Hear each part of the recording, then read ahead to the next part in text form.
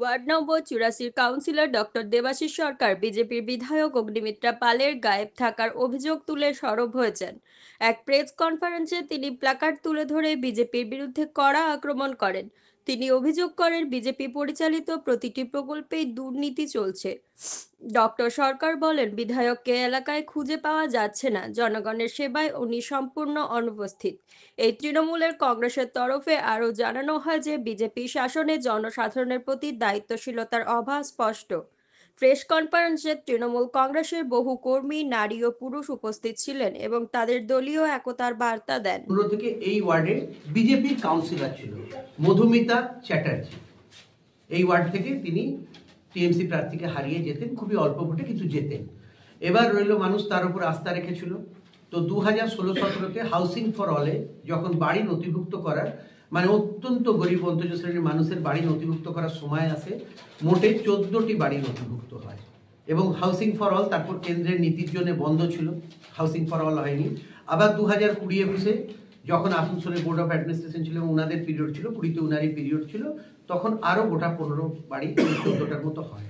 এর বাইরে কোনো বাড়ি সেই টাইমে উনি নথিভুক্ত করাননি। কেন করাননি আমি বলতে পারবো না, কেন আমার কাছে যে ফ্রেশ ডেটা রয়েছে এবং আমরা কর্পোরেশন থেকে যে সার্ভে করেছি এবং প্রত্যেকেই ছিল আমাদের, তাতে আমরা 147, সংখ্যাটা মনে রাখবেন, 147 কাঁচা বাড়ি পেয়েছি, যেটা ভাবতে খুব অবাক লাগে। কেন গড়াই রোড থেকে সেকেন্ড প্লট কোরাপাড়া আমাদের, তা সেখানেও কাঁচা বাড়ি আজকেও আছে, কেন আগে এখানে হয়নি বলে। এবার হাউসিং ফর অল কি ধরনের মানুষ পেয়েছিল আমি আপনাদের 2016-17 আপনাদের সামনে অ্যালটমেন্ট লেটারটা তুলে ধরবো। এটা তো আপনারা পাবেন, আপনাদের আমি দিয়েও দেবো। এই অ্যালটমেন্ট লেটারটা আপনারা নাম দেখতে পাবেন, গৌতম পাল, বিআরএমবি রোড, ইসমাইল, 84 নম্বর ওয়ার্ড। এই দেখুন এইটা রয়েছে, এটা আমি আপনাদের এক্সিবিটটা দিয়ে দেবো। এবং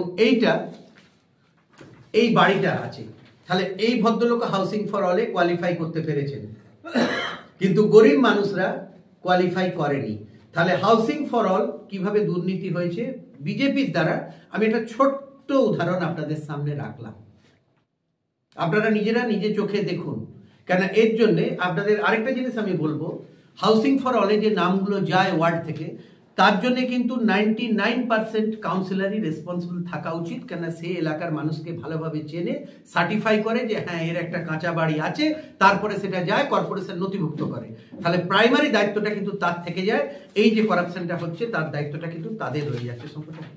এই দেখুন লেটার এবং বাড়ি আমরা দুই তুলে ধরলাম। তাহলে সাধারণ মানুষ এই ওয়ার্ডে কিভাবে বঞ্চিত হয়েছে। আসানসোল দক্ষিণ বিধানসভায় এবং পশ্চিমবাংলায় আমাদের মাননীয় মুখ্যমন্ত্রী এই ধরনের কাজ করার পরেও, এত মানুষের জনকল্যাণমূলক কাজ করার পরেও মানুষ এইভাবে বঞ্চিত হচ্ছে।